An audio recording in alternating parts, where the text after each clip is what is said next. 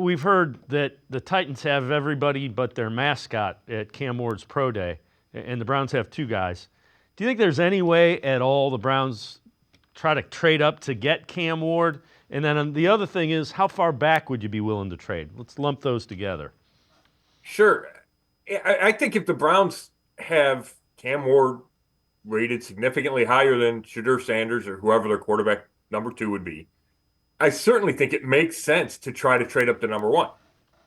The What you don't know is if the Titans are even taking phone calls on that. And you were at the combine. At the combine, I stood in front of the new Titans general manager and listened to him, and I got the sense that they were open to dealing that pick and that they weren't committed to taking a quarterback at number one. Now it feels like, and again, so much of this is perception because nobody's talking or they're talking to back channels.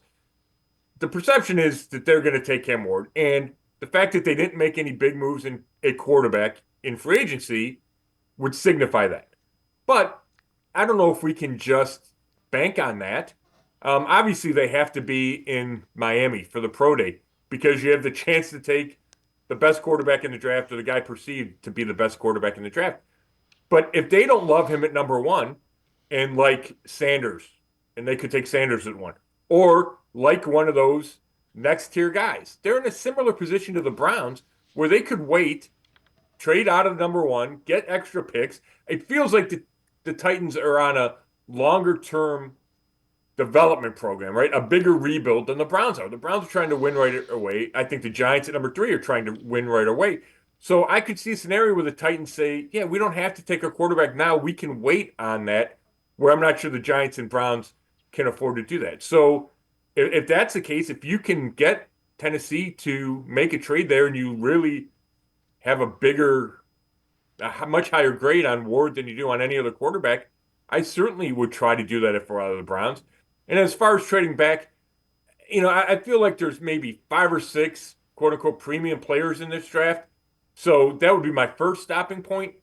And then once you got past that and say a team at 15 wanted to trade up and you weren't going to take your quarterback, then I wouldn't be opposed to that. You would just have to get a much bigger haul because according to a lot of the experts, this draft is really deep, but not necessarily top heavy.